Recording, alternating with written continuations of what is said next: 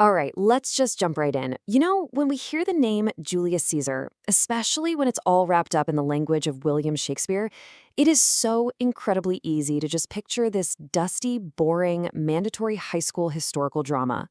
But as we unpack the sources in this explainer today, we are going to completely shatter that myth. What we actually have on our hands here is a gripping, high-stakes political thriller. I mean, it is a story of conspiracy, patriotism, the terrifying slide into dictatorship, and honestly, just how incredibly fragile a republic can be. Think about the stakes. We are witnessing the real-time collapse of a 500-year-old system actively being overthrown from the inside out. We are dropping right into the thick of the action with this incredibly famous, chilling warning to Caesar: beware the Ides of March. It instantly sets this eerie tone of impending doom over the entire narrative. Now, the Ides of March, which is really just the 15th of March, is a date that will literally change the course of Roman history forever. And the context here makes it so fascinating. Caesar is at the absolute peak of his power. He's this celebrated military general returning to Rome in total triumph. The city is in the middle of the Lupercalia festival, so there are massive, cheering crowds, a bright, festive atmosphere everywhere you look. Yet smack in the middle of all this partying, this single cryptic line spoken by a soothsayer acts as a tiny hairline crack in the foundation of his absolute authority. So, to keep this incredibly complex plot completely digestible, here is our roadmap for the explainer. We'll start with omens and power, move into how the conspiracy forms, detail the assassination itself, unpack the power of rhetoric, and finally, we'll reveal the real tragic hero of the whole saga. Let's kick things off with Section 1, Omens and Power, and the Fragility of Absolute Power.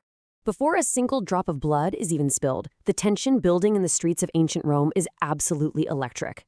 Political manipulation is already taking center stage. Just consider Caesar's brilliant but deeply divisive public relations strategy. He is publicly offered a king's crown, and he refuses it, not once but 3 times.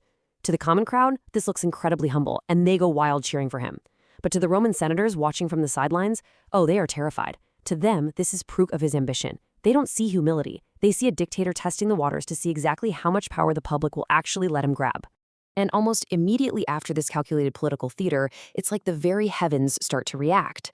Rome experiences a night of violent storms and bizarre, strange portents. I mean, the sources describe wild, unnatural events: a literal lion strolling casually near the Capitol building, and men walking the streets seemingly on fire but completely unharmed. It's essentially a physical manifestation of the political chaos that is just about to erupt. The atmosphere itself is mirroring the brewing storm of treason. Moving right along to Section 2, the conspiracy forms. Let's look at the anatomy of this conspiracy. When you look at how these plots are actually built behind closed doors, you realize a conspiracy is almost never just one big monolithic group. It's made up of individuals with highly specific and honestly often totally conflicting motivations. Take Cassius on one side. His grievance is deeply personal. He remembers back when Caesar was just a regular guy, and he is sickened by the fact that Caesar is now parading around like a living god. But then you have Brutus. Brutus is driven entirely by philosophy and politics. He is the strict, noble Roman who genuinely loves Caesar as a friend, which makes his internal conflict agonizing. He's just terrified of what Caesar's unchecked power means for the freedom of Rome. To pull off a successful coup, you kind of need both, right? You need that resentful, fiery spark from someone like Cassius, and you absolutely need the honorable, respected face of someone like Brutus to actually sell this treason to the Roman public. So how does Cassius actually recruit Brutus? With a brilliant psychological tactic. He hits Brutus with this line: "The fault, dear Brutus, is not in our stars, but in ourselves that we are underlings." Cassius is expertly framing the situation here. He's saying, look, we can't blame destiny or the heavens for Caesar's power. We have to blame ourselves for standing by and doing nothing. Cassius knows Brutus is driven by a profound sense of duty, so he deliberately doesn't pitch this as a petty political murder. He frames it as a moral obligation to save the Republic. Which brings us to Section 3, the assassination, or how the powder keg finally ignites. All that calculated manipulation brings us to the bloody climax. The planning is over, the daggers are drawn, and the conspirators actually succeed in killing Caesar right there at the Capitol. They literally bathe their hands in his blood, totally convinced that they've just saved Rome. But as we know, taking out a leader doesn't solve the problem. It escalates it with terrifying speed. Because right after the assassination, Mark Antony steps up to deliver his funeral speech. And that speech whips the mob into such a blind, mindless rage that they start rioting in the streets. The chaos gets so profoundly out of hand that the mob actually murders an innocent poet named Cinna, purely because he happens to share a first name with one of the conspirators. All rationality is completely gone, and just like that, Rome is plunged headfirst into a devastating civil war. And that shift leads us into Section 4, the power of rhetoric. This is where we see the weaponization of words. If we forensically break down how things spiraled out of control so fast, we see two totally opposing rhetorical tactics at play. Brutus gets up first. He uses logical prose, delivering a very straightforward speech aimed directly at the brain and the intellect. He essentially says, look, I killed Caesar because I loved Rome more. And for a quick second, it works. But Brutus makes a fatal miscalculation. He totally overestimates the rationality of a deeply traumatized mob. Then, Antony takes the stage. Antony uses rhythmic, emotional verse and biting irony. He bypasses the brain entirely and aims straight for the heart and the raw emotion of the crowd. And the result?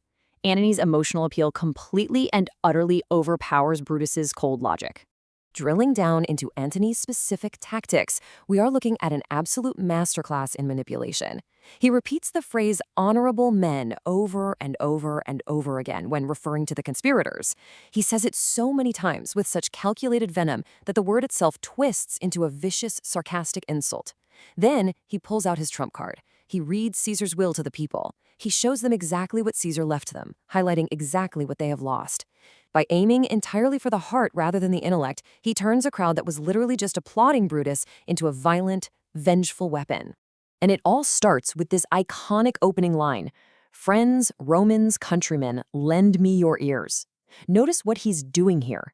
He isn't talking down to them from a pedestal like some elite politician. He is speaking directly to them on their level as a fellow grieving friend. So, the crucial point here, and the reason this still matters so much today, is how perfectly this maps onto the modern political playbook. Establishing the idea that, hey, I'm just one of you, is a timeless, incredibly powerful way to bypass logic and build instant, unshakable trust with a crowd. I mean, ask yourself, how often do you see a billionaire politician put on a hard hat or visit a local diner to suddenly become just one of the guys? We literally still see this exact strategy deployed today. With just a few well-chosen words, Antony entirely shifts the momentum of history. All right, let's wrap this up with Section 5, the real tragic hero, and the ultimate irony of this whole story. Now we move from the streets of Rome to the grim battlefield of Philippi, where the Republic is officially tearing itself apart. The conspirators' grand plan ends in total ruin. Cassius, the guy who masterminded the whole plot, ends up killing himself because of a fatal tactical misunderstanding. In the confusing fog of war, he mistakenly believes his best friend has been captured, and he just ends his own life in despair. Brutus, finally realizing his noble vision has completely failed, falls on his own sword rather than face capture. But here is the great, bitter irony of the whole narrative. The assassination, which was explicitly designed to prevent a dictatorship, didn't save the Republic at all. It simply cleared the path for Antony and Octavius to step up as the new absolute masters of Rome. Which leads us to a really surprising fact. Even though Julius Caesar's name is on the title, Caesar actually dies halfway through the story. He speaks far fewer lines than Brutus, Cassius, or Antony. So you have to ask yourself, if the title character's gone by half time, whose tragedy is this really?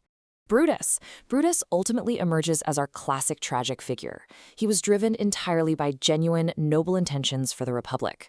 But he suffered from a massive, fatal flaw, political naivety. This is that honest, desperate belief that because your own motives are pure, the outcome of your actions will magically be pure too. Brutus lived entirely in a philosophical ideal of what Rome should be, while his rival Antony operated in the brutal, ruthless reality of what Rome actually was. That naivety led Brutus to trust the exact wrong people, and it ultimately cost him everything. And even his most bitter enemy recognizes this. Standing over Brutus's body at the very end, Antony delivers this final verdict. He calls him the noblest Roman of them all. It leaves us with this haunting realization that sometimes the people who try the hardest, with the very best intentions, to save a failing system, are the exact ones who end up destroying it. So, as we wrap up this explainer, I want to leave you with a couple of lingering questions. Does honorable intent ever truly justify a bloody conspiracy? And when the dust finally settles, who really pays the price when political rhetoric is completely weaponized against the public? Think about the modern relevance of those tactics the next time you hear a political speech. I'll leave you to ponder that one. Thanks so much for joining me on this explainer, and I'll catch you next time.